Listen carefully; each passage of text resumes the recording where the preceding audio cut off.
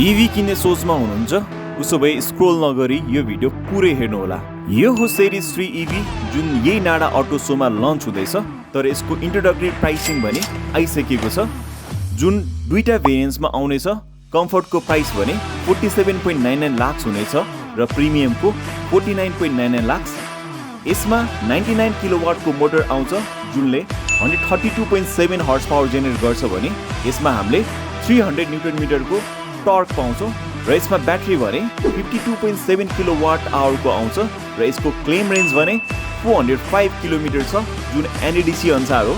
सबैभन्दा राम्रो मलाई यसको 190 mm को ग्राउन्ड क्लियरेन्स लाग्यो जुन नेपाली रोडको लागि सुहाउँदो छ। यसमा 10.25 इन्चको इन्फोटेनमेन्ट र 10.25 इन्चको डिजिटल इन्स्ट्रुमेन्ट क्लस्टर आउँछ।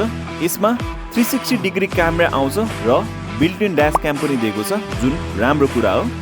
र यसमा हामीले बिग प्यानोरामिक सनरूफ पनि पाउँछौँ। यसमा हामीले 18 इन्चको अलवेय व्हील्स पाउँछौँ र साथै यसमा राम्रो कुरा भनेको चाहिँ स्पेयर टायर पनि दिएको छ जुन चाहिँ 17 इन्चको छ। अनि म तपाईहरुलाई एउटा कुल फिचर देखाइहाल्छु यसको। यसमा चाहिँ हामीले हाइड्रोलिक स्ट्रट बोनेट पाउँछौँ। तपाईहरुले चाहिँ म्यानुअली पुल गरिराख्नै पर्दैन, यति सजिलो छ यो खोल्नलाई र लगाउनलाई पनि। र अन्तिममा तपाईहरुलाई लाग्ला यो कुन ब्रान्ड हो सिरिज भनेर।